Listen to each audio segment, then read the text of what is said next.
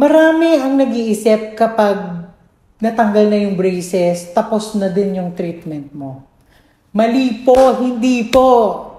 Kasi may retainers pa. Ang retainers, ito ay tumutulong para manatili sa tamang pwesto yung ngipin mo.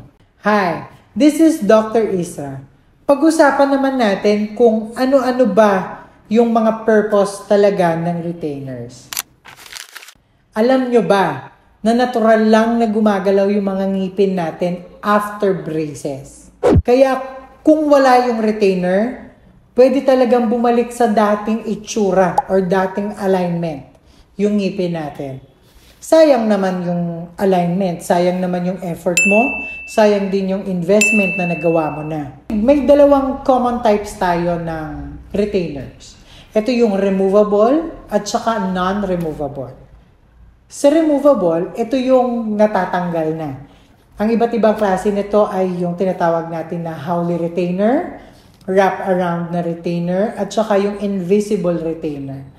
Yung invisible para siyang plastic or clear lang talaga. Howley retainer, ito yung may tinatawag silang ngala-ngala, tapos may wire. Yan yung mga klase ng removable. Sa non-removable naman or fixed kind of ng retainer, ito yung nakadikit na talaga sa likod ng ngipin natin para ma-prevent talaga yung pag-move or pag-relapse o pagbalik sa dating alignment yung ngipin natin. Or in short, ma-retain yung bagong position ng ngipin natin after braces. Lahat yon importante. Depende na lang sa case mo, depende kasi yon sa pangangailangan mo kung alin doon yung pinakang akma para sa iyo. Kaya kung gusto mong tumagal yung ganda ng resulta ng braces mo, always wear your retainers as instructed by your dentist. Or remember, retainers are not optional. They are part ng braces journey natin.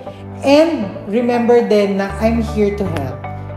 I'm here to help you keep that smile for life. O ha, kita-kits tayo sa clinic.